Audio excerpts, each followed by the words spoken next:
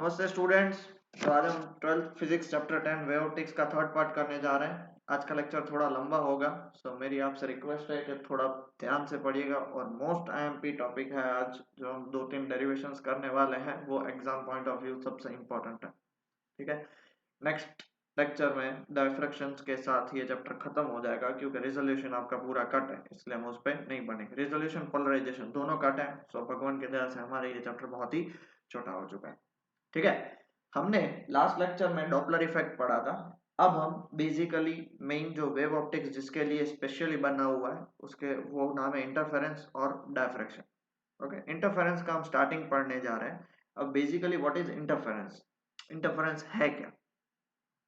Interference पढ़ने से पहले हमको दो टाइप के इंटरफेरेंस होते हैं वो समझना पड़ेगा। पहला जो होता है उसको हम बोलते हैं कंस्ट्रक्टिव इंटरफेरेंस, और जो दूसरा होता है हम उसको बोलते हैं डिस्ट्रक्टिव इंटरफेरेंस। ओके, अब ये कंस्ट्रक्टिव और डिस्ट्रक्टिव इंटरफेरेंस क्या होता है, उसको समझाने के लिए मुझे आपको एक वीडियो दिखाना पड़ेगा, जिससे आई होप आपको एक कॉन्सेप्ट क्लियर हो जाएगा। ठीक है, अब आपने वीडियो दिखाने से पहले मैं आपको एक चीज समझा दूं कि आपने पॉन्ड या लेक में देखा होगा कि काम वाटर होता है, उसमें अगर आप ड्रॉप को, दैट इज बबल को, आप बबल तो नहीं बोल सकते हैं, पेबल, पत्थर को फेंकोगे तो आपको पता है ये रिपल्स प्रोड्यूस होंगे। बट बाजू में ही दूसरा पेबल, तो उसके भी रिपल्स प्रोड्यूस होंगे। तो ये जो रिपल्स एक दूसरे के साथ इंटरफियर करते हैं, उसको हम बोलते हैं इंटरफेरेंस।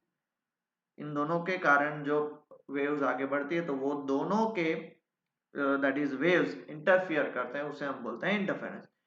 कैसे होता है, तो वो समझने के लिए आप ये प्लीज वीडियो देखिए।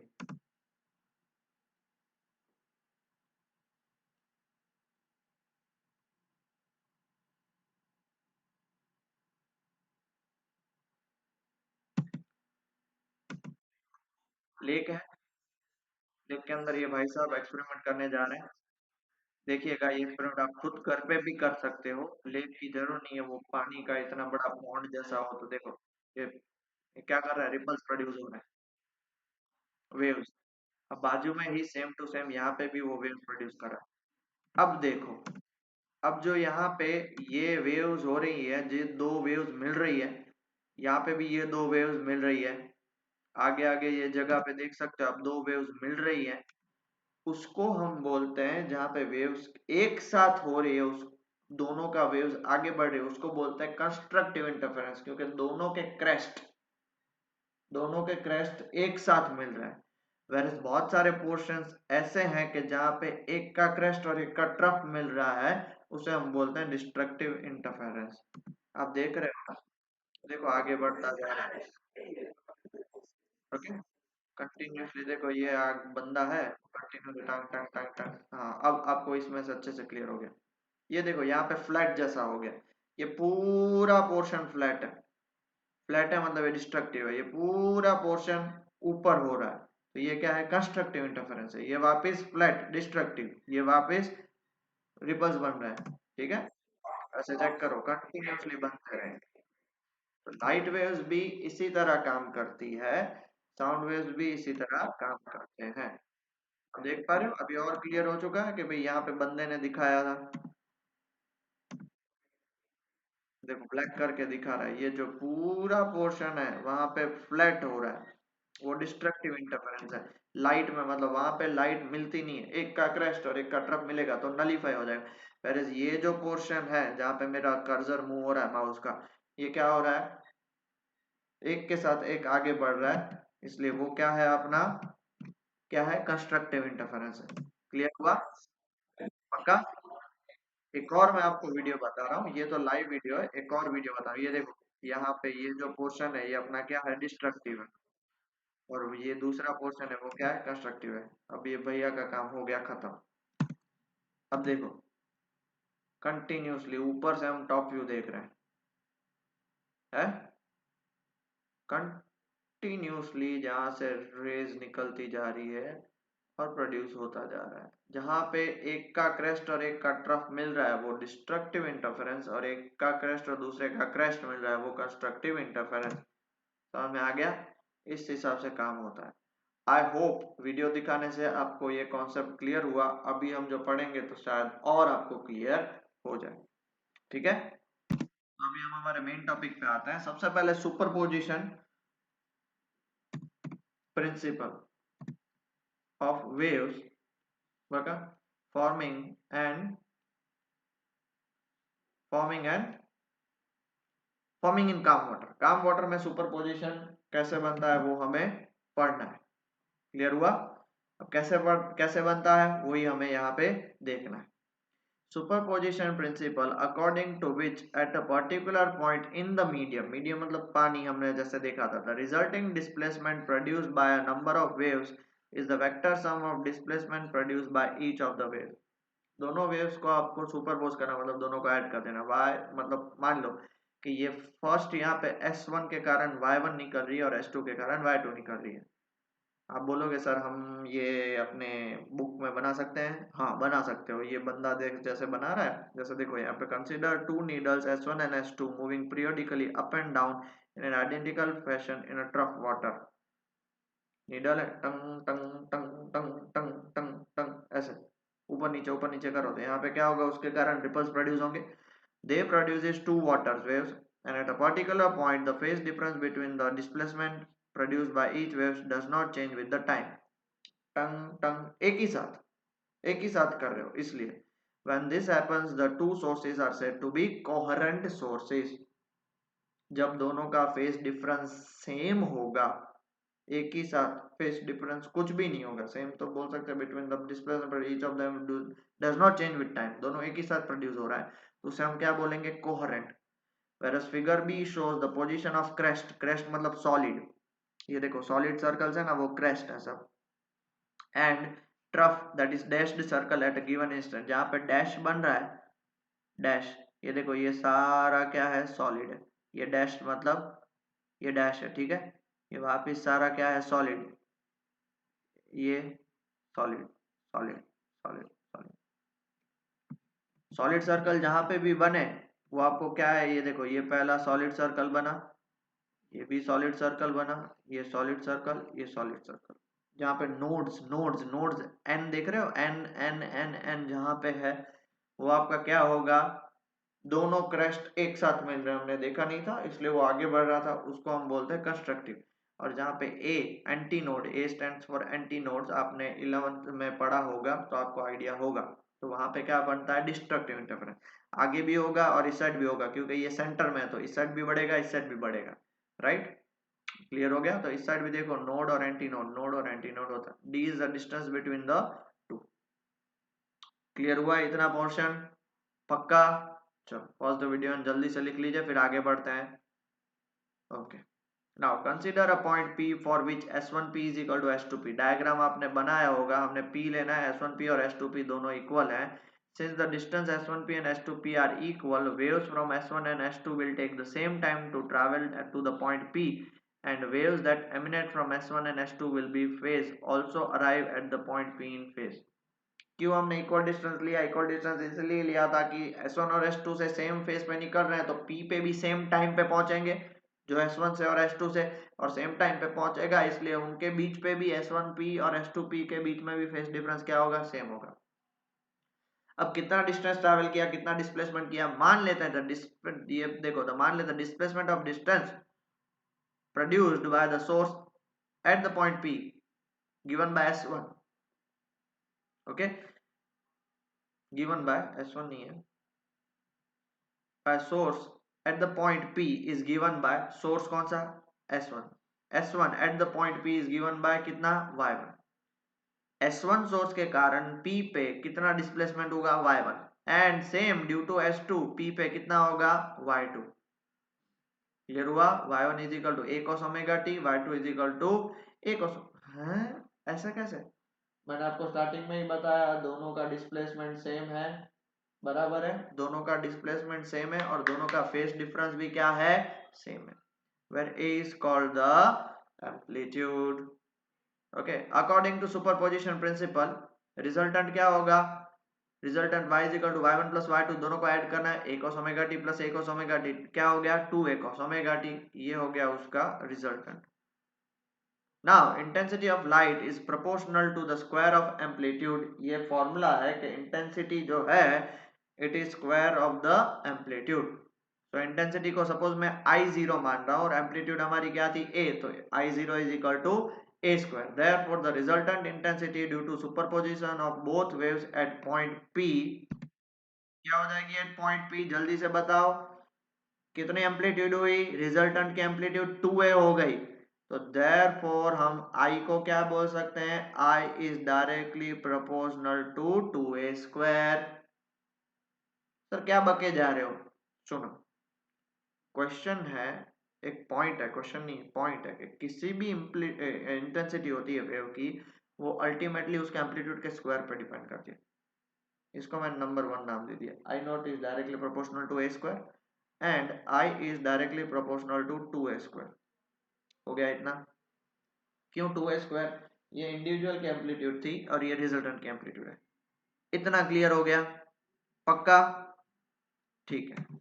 अब दोनों को डिवाइड कर देते हैं, dividing 2 and 1 I upon I not, I पे 4A स्क्वायर और इस पे A स्क्वायर, क्यों ऐसा, I not is directly proportional to A square, I is directly 2A square, A square cancel, I is equal to क्या हो जाएगा 4I not हो गया,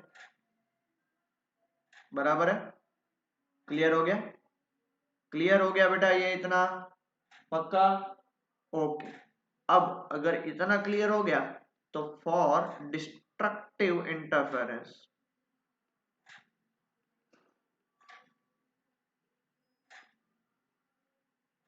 डिस्ट्रक्टिव इंटरफेरेंस का y का क्या होगा, y1 माइनस y2, कंस्ट्रक्टिव मतलब ऐड कर रहे हो, तो डिस्ट्रक्टिव का y is equal to y1 minus y2, कितना हो जाएगा y is equal to a cos omega t minus a cos omega t, तो क्या हो गया y is equal to therefore हो गया 0, इसलिए 0 हो जाती है, कुछ फ्लैट हो गया था देखा नहीं था, और वेरस दोनों क्योंकि एक क्रेस्ट और एक ट्रफ दोनों को ऐड करो, एक प्लस एक माइनस, ट्रफ मतलब नीचे 0 हो जाएगा, वेरस कंस्ट्रक्टिव के लिए दोनों क्या हो जाएंगे एड अप हो जाएंगे, एम्पलीट्यूड क्या होगी a प्लस a 2a हो गई, चेक करा आपने, क्लियर हुआ, पक्का, डन, चलो लिख लो इतना जल्दी से, लिख लिया, ठीक है। अब हम जो पढ़ने जा रहे हैं वो सबसे इंपॉर्टेंट चीज है, और वो है condition for constructive and destructive interference. तो सर कब कंस्ट्रक्टिव इंटरफेरेंस होगा, जब दोनों क्रस्ट होंगे, कब डिस्ट्रक्टिव होगा, जब एक क्रस्ट और एक ट्रफ होगा, तो उसकी कंडीशन क्या है, कंडीशन पढ़ते हैं, देखो अकॉर्डिंग टू फिगर ए, ये हमारा फिगर ए, सपोज मान लेते हैं कि भाई जैसे हमने देखा था ना S1 और S2P देखा था हमने, बट ऐसा कुछ जरूरी नहीं है कि हमेशा S1P और S2P हो और दोनों का डिस्टेंस सेम हो, मान लेते हैं कि S1 क्यू है वो 7 लैम्बडा है, what is lambda, wavelength, check करो, ये 1, ये 2, ये 3, ये 4, ये 5, ये 6 और ये 7, 7 पूरे वेवलेंथ कंप्लीट किए, वेयर S2 क्यू है 9 लैम्बडा दूर, 1 2 3 4 5 6 7 8 और 9, 9 की कंप्लीट। अब उन दोनों के बीच का डिफरेंस कितना है, देखो तो S2 क्यू माइनस S1 की है 2 लैम्बडा, दो वेवलेंथ का डिफरेंस है, देखो यहाँ पे दिखाओ ना, hence the wave emanating from S1 will arrive exactly 2 cycles after the wave from S2 will again be in phase। अब देखो S1 अपना कंप्लीट कर चुका होगा तो S2 एग्जैक्टली 2 लैम्बडा बाद ही पहुंचेगा। अब 2 लैम्बडा बाद मतलब दोनों सेम फेज में होंगे, हाँ क्यों सेम फेज में होंगे, बिकॉज 2 लैम्बडा एग्जैक्ट कंप्लीट होने के बाद है।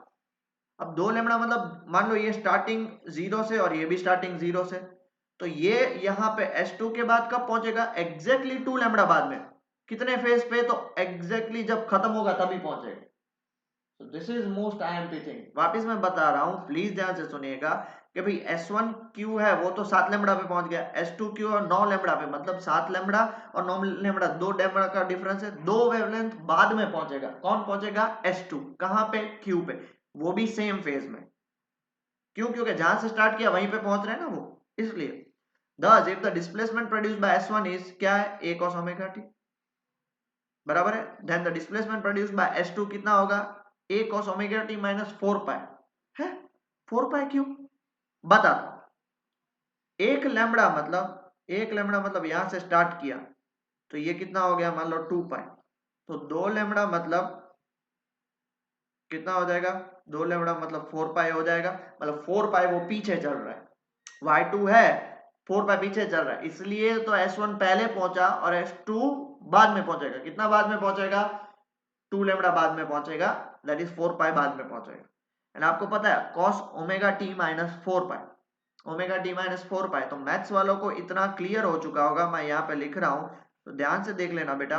y2 इज इक्वल टू, मैं सिर्फ cos की बात कर रहा हूं, cos ओमेगा टी माइनस 4 पाई लिखूं या cos 4 pi minus omega T लिखूं, मतलब सेम ही होता है। क्यों सेम होता है? बिकॉज इसमें से माइनस कॉमन निकालोगे तो कॉस आपका होता है इवन फंक्शन। दूसरी बात, अगर आपको पता हो तो omega 4 pi minus omega T मतलब कौन सा क्वाड्रेंट हो जाता है? Fourth quadrant. या बायोलॉजी वालों को भी थोड़ा समझना पड़ेगा, 0, पाई बाय 2, पाई, 2 पाई, 3 पाई और 4 पाई। 4 पाई माइनस ओमेगा टी मतलब फोर्थ क्वाड्रेंट आया। यहाँ पे ऑल स्टूडेंट्स टीच केमिस्ट्री, मतलब यहाँ पे कॉस पॉजिटिव होता है तो ये क्या हो जाएगा? कॉस सिर्फ ओमेगा टी होगा, इसलिए cos omega T. Where we have used the fact that the path difference of 2 lambda correspond to a phase difference of 4 pi, मैंने आपको समझा दिया। The two displacement are once again in phase and the intensity will again be 4 I naught, giving rise to a constructive interference। अब बोलो sir आप तो बोल रहे हो कि 2 लैम्बडा पीछे पहुंचेगा ना, दोनों के बीच में 2 लैम्बडा का डिफरेंस है, मतलब यहां से अगर 9 लैम्बडा ट्रैवल करोगे और यहां से 7 लैम्बडा ट्रैवल करोगे तो एक साथ पहुंचोगे। और आपको पता है लाइट तो कंटिन्यूस है, कंटिन्यूस है मतलब वहां पे तो मिलेंगी एक साथ। ना की है तो देख लो, दोनों के क्रेस्ट मिल रहे हैं, दोनों के क्रेस्ट मिलेंगे, दोनों के ट्रफ मिल रहे हैं तो दोनों के ट्रफ मिलेंगे, इसलिए इंटेंसिटी कितनी हो जाएगी? 4 आई नॉट। ऐसे कैसे? अभी थोड़ी देर पहले प्रूव किया, ये रहा देखो, I is equal to 4 I nought constructive के लिए, किया क्या नहीं? Okay, now in the above analysis we have assumed that the distance s1q and s2q are much greater than d।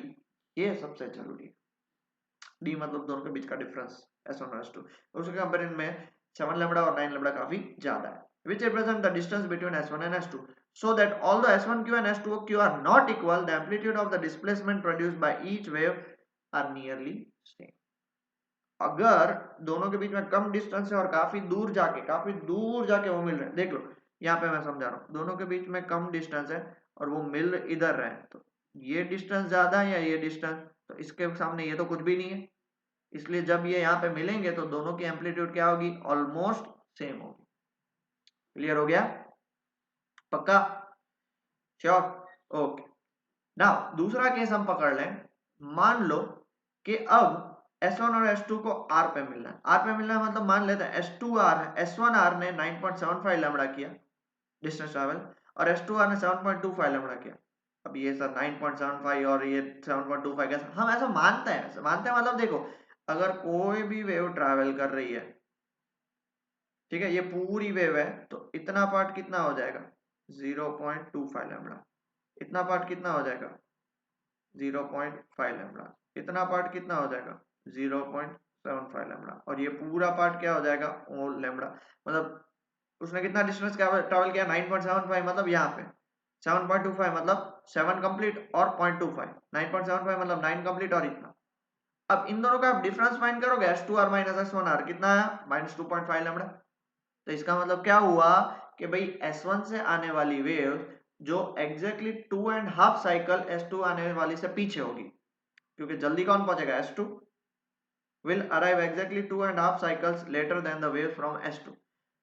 तो अगर मान लेते हैं, अब मान लेते हैं कि भाई y1 is a cos omega t, और मुझे एक चीज बताओ, 2.5 लैम्बडा मतलब देखो 2 लैम्बडा था मतलब 4 पाई था, तो 2.5 लैम्बडा मतलब कितना हो जाएगा? 5 पाई हो जाएगा। ये नक्की बात है। अब बोलो सर यहाँ पे प्लस क्यों लिया? क्योंकि -2.5 लैम्डा है, तो ये -5 पाई हो जाएगा, इसलिए ओमेगा टी माइनस ऑफ -5 पाई, तो क्या हो गया +5 पाई। 5 पाई कहाँ पे होता है, ये 0 पाई 2 पाई 3 पाई 4 पाई और 5 पाई। 5 पाई प्लस मतलब इस क्वाड्रेंट में तो टेंजेंट पॉजिटिव होता है, कॉस नेगेटिव होता है, इसलिए देखो -a cos ओमेगा टी आ गया। अब अगर आप इन दोनों का एडिशन करोगे y1 माइनस y2, तो दोनों क्या हो जाएंगे 0। Okay, where we have used the fact that the path difference 2.5 lambda correspond to 5 pi, मैंने समझा दिया, and the two displacement are now out of phase and the two displacement will cancel out to give zero intensity. This is referred to as destructive। y1 plus y2 करो, इसका answer 0 ही आएगा। समझे बेटा, पक्का। सो हमने दो चीजें पढ़ी, पहला कंस्ट्रक्टिव इंटरफेरेंस के लिए पढ़ा जिसमें डिफरेंस 2 लैम्डा का था और फेज डिफरेंस 4 पाई का था। दूसरा डिस्ट्रक्टिव पढ़ा जिसमें 2.5 लैम्डा का और फेज डिफरेंस 5 पाई था। तो आप बोलोगे सर हर बार ऐसा थोड़ी होगा, नहीं, इसलिए एक जनरल कंडीशन है, तो प्लीज ध्यान से सुनिए। टू समराइज वी हैव, मान लो इफ टू कोहेरेंट सोर्सेज है, कोहेरेंट सोर्सेज मतलब फेज डिफरेंस दोनों का सेम हो, vibrating in phase, then for arbitrary point P, अगर S1P माइनस S2P, माइनस मतलब difference, difference between this two, ये देखो यहाँ पे लिखा हुआ the sign this is difference, the difference between S, अगर उनका difference S1P minus S2P n lambda आया, n लैम्डा मतलब 0 1 2 3 कुछ भी हो सकता है, तो वो क्या होगा कंस्ट्रक्टिव इंटरफेरेंस होगा। और अगर मान लो S1P minus S2P n plus half lambda होगा, तो हम क्या बोलेंगे, वो क्या होगा डिस्ट्रक्टिव इंटरफेरेंस। क्यों, 2.5 लैम्डा था, अब से माइनस कोई फर्क नहीं पड़ता, अगर S1R माइनस S2R कर दे तो प्लस आ जाता, प्लस माइनस को हमको लेना देना ही नहीं है, हमें फेज डिफरेंस लेना देना, कौन आगे कौन पीछे नहीं है। अगर phase difference 1 lambda 2 lambda 3 lambda 4 lambda 5 lambda आया, तो वो कंस्ट्रक्टिव इंटरफेरेंस होगा। 1.5 2.5 3.5 4.5 5.5 ऐसा आया, तो वो क्या हो जाएगा डिस्ट्रक्टिव इंटरफेरेंस, मतलब एक दूसरे से आगे पीछे होंगे। अब मैं आपको समझाता हूं कैसे। तो to summarise we will see constructive interference के लिए प्लीज याद रख लेना, मैं जो ये लिखवाने जा रहा हूं, और यहाँ पे डिस्ट्रक्टिव इंटरफेरेंस दोनों लिख लेते हैं।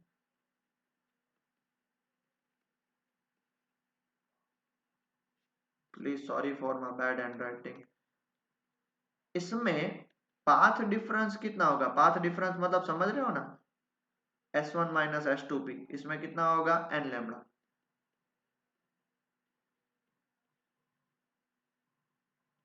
इधर पाथ डिफरेंस क्या होगा n प्लस हाफ लैम्डा, समझ रहे हो। इधर फेज डिफरेंस कितना होगा, फेज डिफरेंस इधर होगा 2n पाई, और इधर फेज डिफरेंस कितना होगा, फेज मतलब समझ रहे हो ना, कितना फेज आगे पीछे, इधर होगा फेज डिफरेंस 2n प्लस 1 पाई, मतलब ये है इवन पाई और ये है ऑड पाई। ऑड पाई आया तो डिस्ट्रक्टिव इंटरफेरेंस और इवन पाई आया तो कंस्ट्रक्टिव इंटरफेरेंस। ये याद रख लोगे, एमसीक्यू में बहुत काम आ जाएगा, भर भर के काम आएगा। ठीक है, क्लियर हुआ। दो डेरिवेशंस बाकी है, भगवान प्लीज कंप्लीट हो जाए आज, काम बन जाए अपना। ठीक है, लिख लिया, चलो। Okay, so now the next topic is obtain the formula for intensity if the path difference at a point from its source is phi। अरे येलो कलर ही क्यों निकला, phi। ऐसा कोई जरूरी थोड़ी है कि भाई या तो इवन पाई होगा या ऑड पाई होगा। हमने अभी देख लिया कि if even pi phase difference है तो वो क्या होगा कंस्ट्रक्टिव, ऑड पाई है तो डिस्ट्रक्टिव होगा। तो इज इट के हमेशा फेज डिफरेंस जो है वो फाई है। बेसिकली ये पाथ डिफरेंस की बात, तो फेज डिफरेंस की, फेज डिफरेंस फाई है, पाथ डिफरेंस नहीं, यहाँ पे फेज डिफरेंस आएगा। ठीक है, सपोज मान लेते हैं कि कोई पॉइंट जी है, ये हमने देखा था ना, दो सोर्स थे, तो यहाँ पे उसके बीच में क्या था, n is equal to 1 n is equal to 2 n is equal to 3, यहाँ पे -1 -2 -3, हमने वो देख नहीं लिया था। तो ये अपना कहाँ गया, कहाँ गया, ये रहा। और anti node node anti node node, constructive destructive constructive destructive, तो वैसा ही है ये उसके लिए। Okay, now if the displacement produced bye S1 के कारण इसको मान लेते हैं S1 और इसको मान लेते हैं S2। S1 के कारण G पे डिस्प्लेसमेंट है a cos omega t, S2 जो है उसके कारण है a cos omega t plus phi, क्योंकि फेज डिफरेंस फाई है। तो हमें तो सुपरपोजिशन प्रिंसिपल ने एक ही चीज सिखाई है, y equal to y1 plus y2, दोनों को ऐड कर दो। अब मजा देख लो कि भाई a कॉमन निकल जाएगा तो cos omega t plus cos omega t plus phi, ये देख पा रहे हो ये फॉर्मूला। अब इसका रिजल्टेंट नीचे वाला आएगा, क्यों?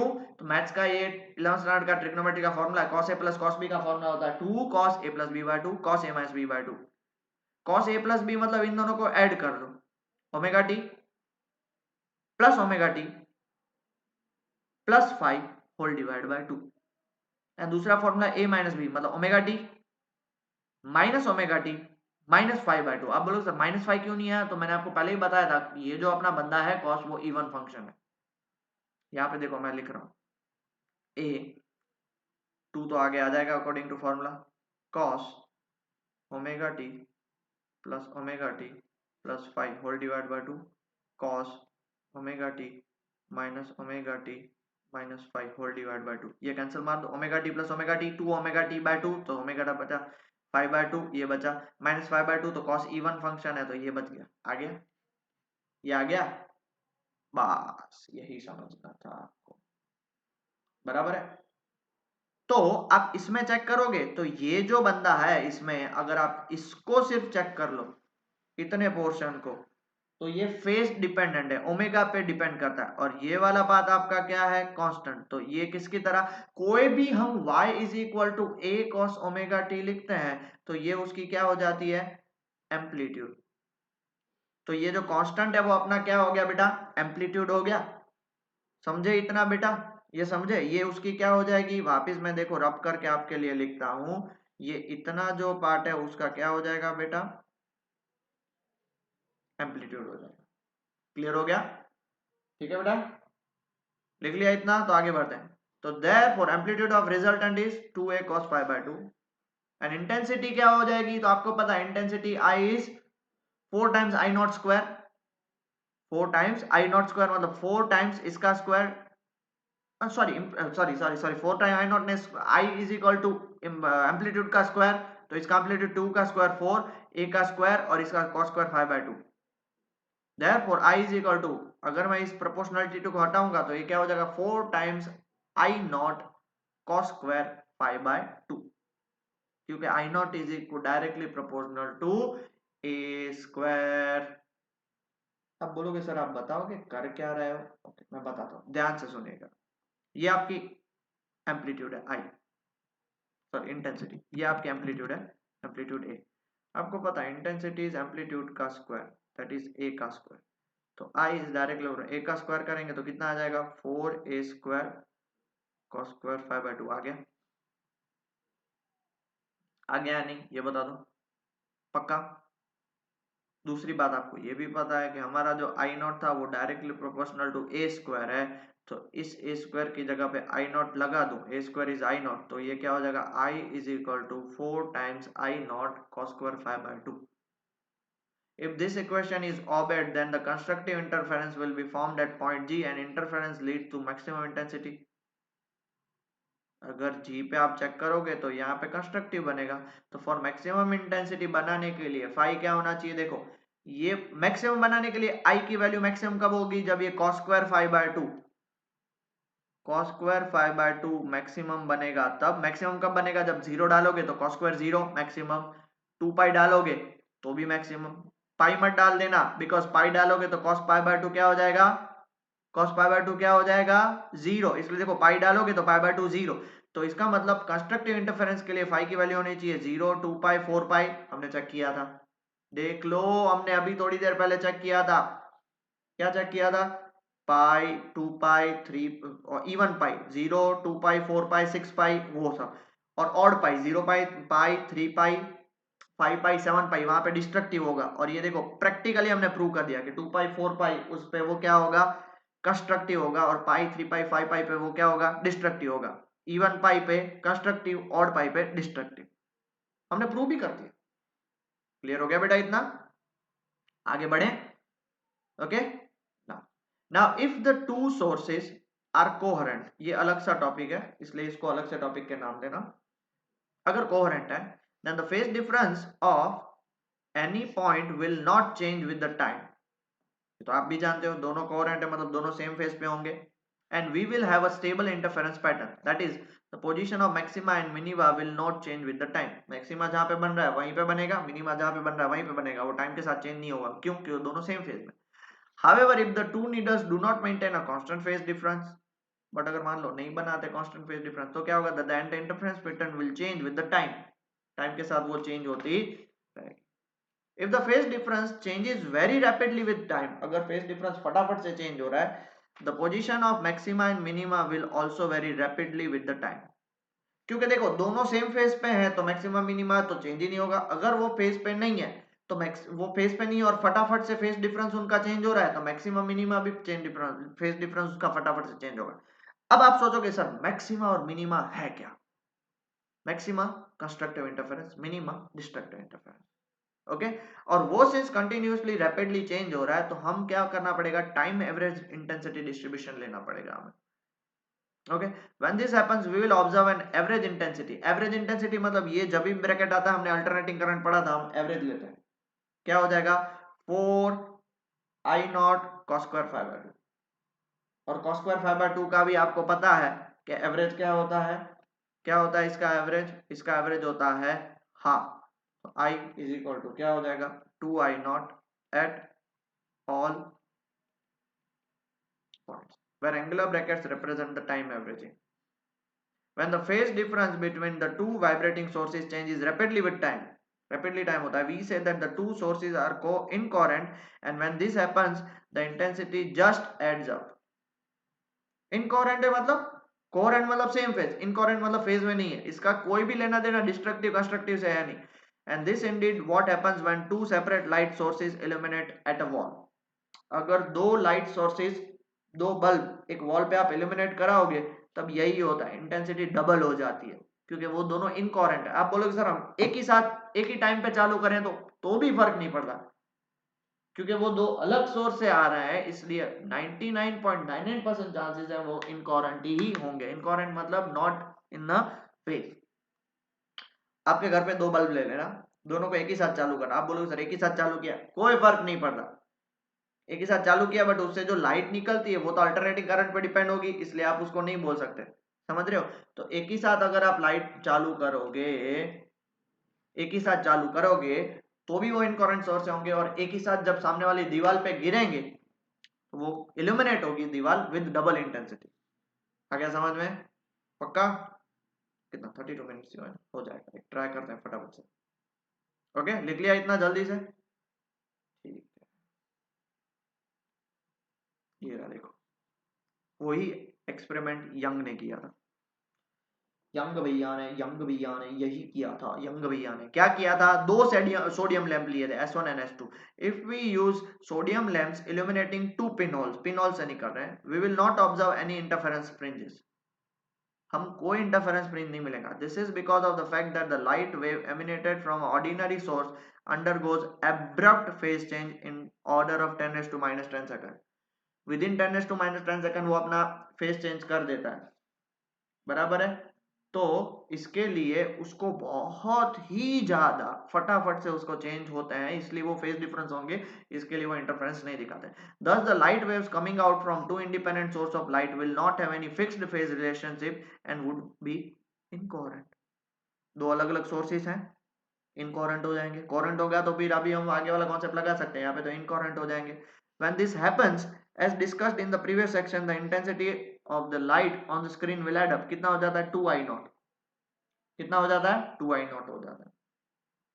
यही चीज एक्सपेरिमेंट ने खुद करी थी। An experiment arrangement of Young's experiment is shown in figure A. Figure A मतलब नेक्स्ट पेज पे मैं बताऊंगा, बराबर है?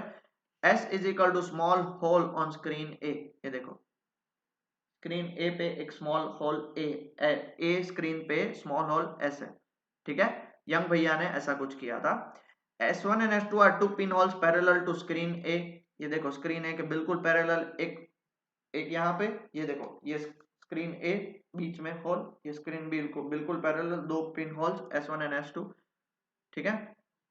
S1 and S2 are two pinholes on screen B and at a distance of S1 और S2 S1 और SS2 equal है। मतलब इधर से इसका डिस्टेंस और इधर से इसका डिस्टेंस, दोनों का डिस्टेंस क्या होगा, इक्वल होगा। समझे?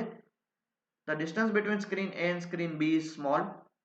इन दोनों के बीच का डिस्टेंस आप देख सकते हो, इसको मैं मान लो स्मॉल डी मान रहा हूं, ये काफी मिलीमीटर में होगा।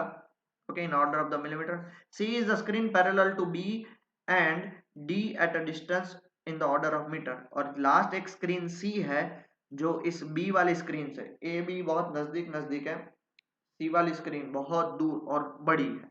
ठीक है, ये जो डिस्टेंस है वो मीटर्स में होगा और ये जो डिस्टेंस है वो मिलीमीटर्स में होगा। एक्सपेरिमेंटल सेटअप क्लियर हुआ? ठीक है, एक्सपेरिमेंटल सेटअप क्लियर हुआ। ये इसको समझाने के लिए था, ये एक्चुअली मैंने गलती से इसमें बना दिया, आएगा नेक्स्ट पेज में, बट इतना लिख लीजिए। फिर ये उसका, ये यंग्स का एक्सपेरिमेंट है। एक्सपेरिमेंट यहाँ से स्टार्ट नहीं हो रहा है, एक्सपेरिमेंट यहाँ से स्टार्ट हो रहा है, यंग्स एक्सपेरिमेंट, इंटरफेरेंस पैटर्न दिखाने के लिए। ये उसका डायग्राम है। Hole S is lit by the bright source, light spread out from S and falls on both S1 and S2। अब देखो, एक ही सोर्स से लाइट निकल रही है तो S1 और S2 पे, अब सिंस दोनों का डिस्टेंस सेम है इसलिए वो सेम टाइम पे वहां पे पहुंचेंगी, यहाँ पे भी और यहाँ पे भी सेम टाइम पे पहुंचेंगी। Now the distance between SS1 and SS2 are equal, so they behave like two coherent source. इसलिए अब यहाँ से जो लाइट निकलेंगी और यहाँ से जो लाइट निकलेंगी वो किसकी तरह दिखेंगी, कोहेरेंट सोर्स की तरह। Now, because light waves coming out from S1 and S2 are derived from the same original source, and any abrupt phase change S will manifest in similar phase change. अब इसका face change हुआ तो इसका भी वही face change होगा, मतलब same face change है, क्योंकि एक ही सोर्स है। दो सोर्स अलग होता तो फेस चेंज तो कुछ अलग ही हो जाता। Okay, S will manifest the same phase change in the light coming from S1 and S2, इसलिए इसको हम क्या बोलते हैं, कोहेरेंट सोर्सेज। एक ही सोर्स से हमने दो पिन पॉइंट ले लिए, वहां से दो निकल रहे हैं, तो इस तरह से हम कोहेरेंट सोर्स बना सकते हैं from the normal ordinary light. thus the two sources S1 and S2 will be locked in phase, thus they will become coherent sources, और वो क्या बन जाएंगे, कोहेरेंट सोर्सेज बन जाएंगे। ठीक है, ये था उसका एक्सपेरिमेंटल सेटअप और इसके प्रोसीजर है। तो सर इससे होगा क्या, तो इससे होगा जो मैं आपको बताता हूं डायग्राम में, वीडियो में, थोड़ा सब्र रखिए, पहले इतना लिख लीजिए। देखिए, ये सनलाइट है या सोर्स लाइट है, ठीक है, ये हमारी स्क्रीन ए है जिसमें एक छोटा सा होल है, ठीक है, यहाँ से सोर्स निकल रहा है। आप बोले इसकी जगह पे आप बल्ब भी ले सकते हो। फिर ये हमारी स्क्रीन बी है जिसमें S1 और S2 दो है, जिससे S0 S1 और S0 S2 दोनों डिस्टेंस सेम है। अब आप चेक कर सकते हो, यहाँ से जो भी लाइट निकली वो इस जगह पे सेम टाइम पे पहुंचेंगी। फिर उसके बाद क्या होगा, इधर से भी लाइट्स निकल रही हैं। अब इधर से लाइट का पैटर्न देख पा रहे हो कैसा निकल रहा है। अब इसको आप सामने वाली स्क्रीन, जो हमारी स्क्रीन सी थी, उस पर एलिमिनेट कराओगे, जो कितना डिस्टेंस दूर था, डी डिस्टेंस दूर था, तो यहाँ पे भी देखो डॉट डॉट, मतलब दो वेव्स इकट्ठा हो रही है, मतलब वहां पे कंस्ट्रक्टिव इंटरफेरेंस हो रहा है। कंस्ट्रक्टिव इंटरफेरेंस तो स्क्रीन पे कैसा दिखेगा, ब्राइट।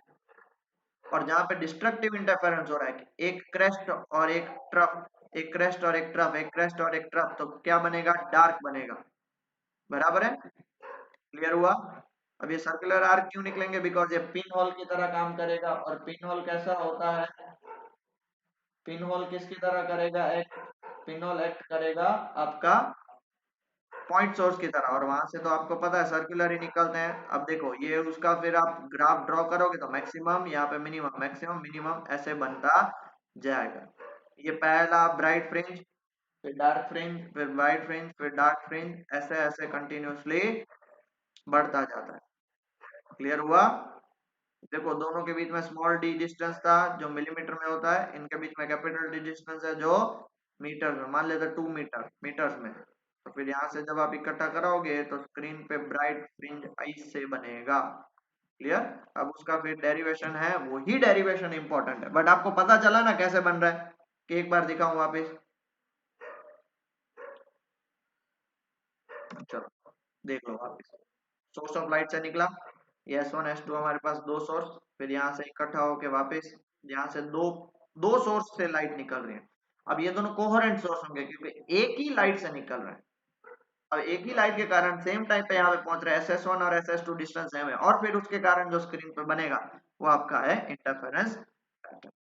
ठीक है, अब वो उसके फॉर्मूलाज है, मैं आपको डिटेल में समझाता हूँ, तो प्लीज पहले इतना समझ लीजिए फिर हम आगे बढ़ते हैं। ठीक है, देख लिया बेटा। अब हम डेरिवेशन देखते हैं। Obtain the formula of path difference at a point on the screen in Young's double slit experiment. हमने देखा था ना भाई, ये एक स्लिट, यहाँ से सोर्स निकल रहा है सर्कुलर, ये दो पॉइंट्स यहाँ से फिर निकलेंगे, और बीच में एग्जैक्टली सेंटर पे ओ बनेगा, उसके दोनों के बीच का डिस्टेंस स्मॉल डी है, इन दोनों के बीच का डिस्टेंस कैपिटल डी है, और ये स्क्रीन है। इतना क्लियर हो गया। One wave front out of wave fronts emerging from slit S incident on slit S1 and S2 at the same time. S1 और S2 सेम टाइम पे इंसिडेंट होती है, hence S1 and S2 act as coherent source। किसकी तरह act करते हैं वो, coherent source की तरह।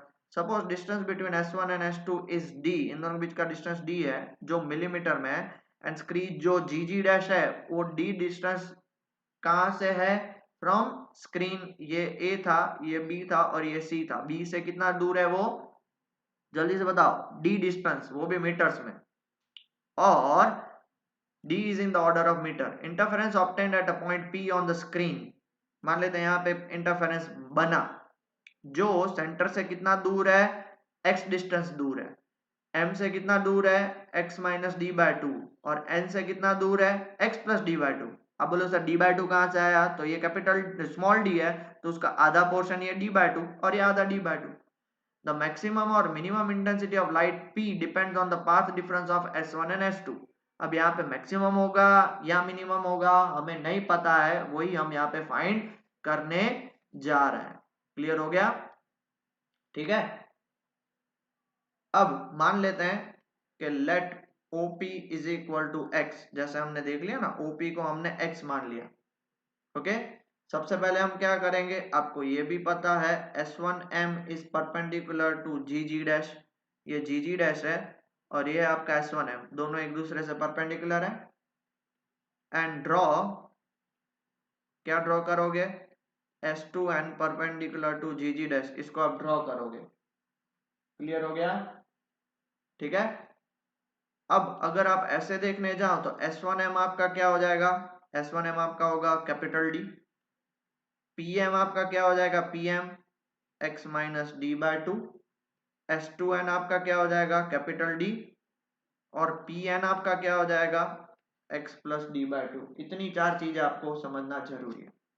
क्यों समझना जरूरी है, बिकॉज अब आप देखोगे तो S1PM, ये आपका ट्राइंगल कौन सा है, पहले इतना देख लीजिए, ये मुझे डायग्राम चाहिएगा इसलिए मैं इसको उठा के लेता हूं, चल ठीक है, इतना लिख लिया डायग्राम के साथ, बिकॉज डायग्राम मोस्ट IMP है। हाँ, अब देखो, in triangle S1MP, S1MP Pythagoras आप लगा सकते हो, पाइथागोरस लगाओगे तो क्या होगा, S1P square is equal to PM square plus S1M का होल स्क्वायर। अब S1M स्क्वायर आपका S1P स्क्वायर क्या है वही आपको नहीं पता है, PM आपको पता है, PM आपका कितना है, x minus D by two का होल स्क्वायर, और S1M स्क्वायर है d का स्क्वायर, इसको मैं नंबर ले लेता हूँ 1।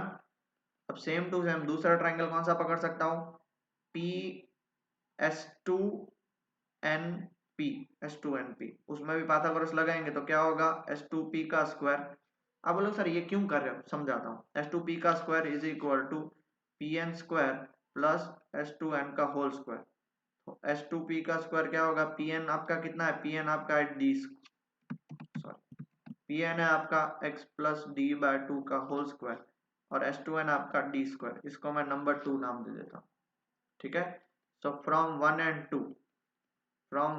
टू अगर मैं दोनों को सब्ट्रैक्ट करता हूँ, क्योंकि मुझे दोनों का पाथ डिफरेंस चाहिए ना, S2P और S1P, याद करो हम सबसे पहली चीज हमने यही पढ़ी थी, पाथ डिफरेंस n लैम्डा, तो S2P square minus S1P square करूं सपोज, तो अगर इसमें आप इसको आप फाइंड क्या कर सकते हो, x plus D by two का whole square plus D square minus x minus D by two का whole square minus D square, ये कैंसिल हो जाएगा, तो ये क्या हो जाएगा, S2P square minus S1P square.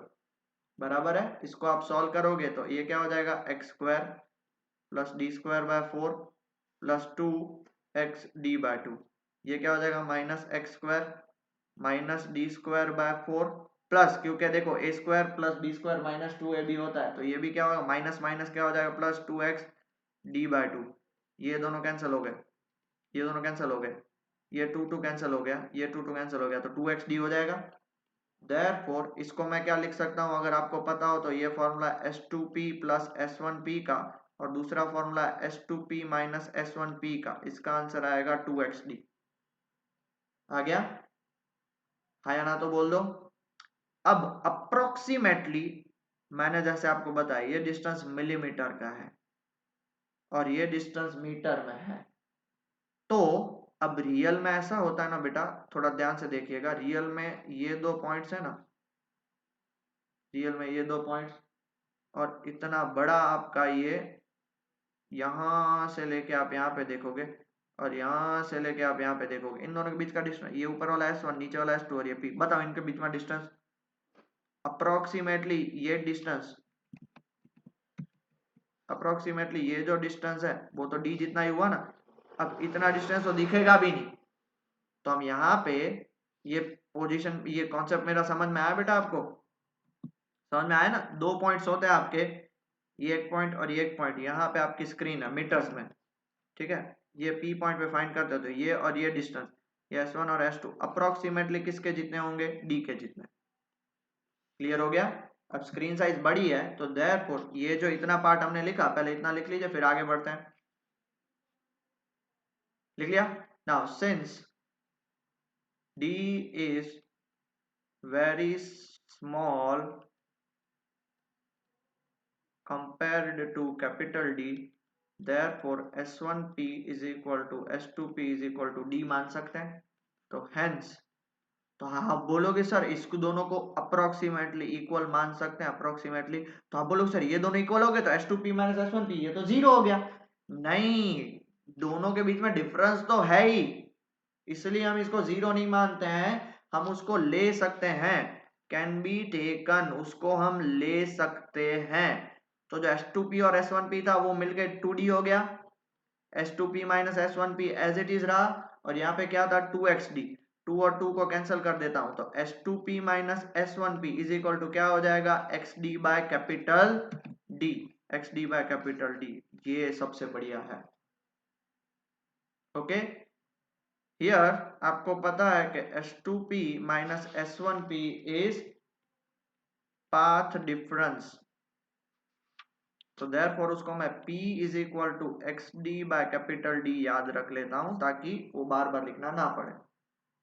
Okay, clear हो गया, इतना क्लियर हो गया, ठीक है। अब number 1, now if S2p minus S1p that is path difference is equal to n lambda, where n is equal to 0 1 2 3 and so on, the intensity, बताओ ये कौन सी इंटेंसिटी होगी, intensity of light will be maximum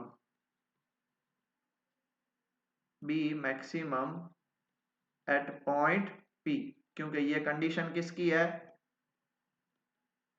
constructive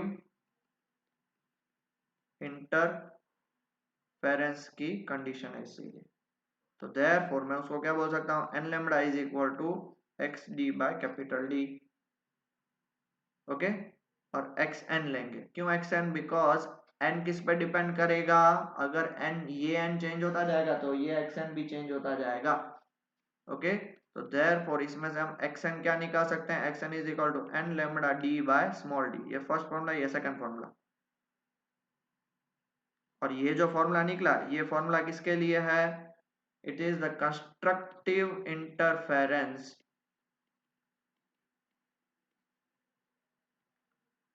obtained of order n, एक ही interference बनेगा constructive, जो screen पे देखा था हमने, स्क्रीन पे यहाँ पे मैक्सिमम मैक्सिमम मैक्सिमम, तो ये हर एक first maximum second maximum third maximum ऐसे, तो कौन सा मैक्सिमम बनेगा वो इससे पता चलेगा, बराबर nth ऑर्डर का। अब सेम टू सेम ऐसा ही पहले इतना लिख लीजिए, फिर हम आगे बढ़ते हैं। तो if S2P minus S1P is equal to, क्या था formula, n plus half lambda था, बराबर है, n प्लस हाफ लेमड़ा। ये किसके लिए था, ये डिस्ट्रक्टिव इंटरफेरेंस के लिए था, ये डिस्ट्रक्टिव इंटरफेरेंस के लिए था। तो देयरफॉर मैं क्या बोल सकता हूं, n plus half lambda is equal to, इधर फॉर्मूला तो आपको पता है x d बाई डी, और ये कौन सा xn। तो therefore xn is equal to क्या हो जाएगा, n plus half lambda capital D by small d। It is the condition for, किसके लिए कंडीशन है, condition for the nth order for destructive interference. Clear हो गया, ये फॉर्मूला याद रह जाएगा। वो फॉर्मूला क्या था आपका, n lambda d by D, ये क्या है, n plus half lambda d by D.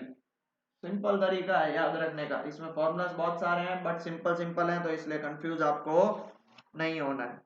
समझ में आ गया, ओके। अब यंग्स एक्सपेरिमेंट में एक और कॉन्सेप्ट है, हम यहाँ पे ज्यादा नहीं देख रहे हैं, ठीक है, क्योंकि 50 मिनट से ज्यादा हो गया है, इसलिए नेक्स्ट लेक्चर में हम ले लेंगे, वरना 10-15 मिनट और जाएगी और 60 मिनट का लेक्चर हो जाएगा, और मैं नहीं चाहता कि आप एक साथ सब बचा सको और एक साथ सब हो सके। ट्राई करेंगे नेक्स्ट लेक्चर में डायफ्रैक्शन भी हो जाए, क्योंकि डायफ्रैक्शन भी छोटा ही है, तो उसके बाद तो बाकी सब कट है। तो नेक्स्ट लेक्चर में हमारा एक पक्का लेक्चर खत्म हो जाएगा। तो तब तक प्लीज ये लिख लिख के, अभी फिजिक्स की कोई एग्जाम नहीं होगी, तो मेरी आपसे रिक्वेस्ट है कि लिख लिख के करते रहो, आपका काम हो जाएगा। क्लियर हुआ, पक्का, ओके, टेक केयर।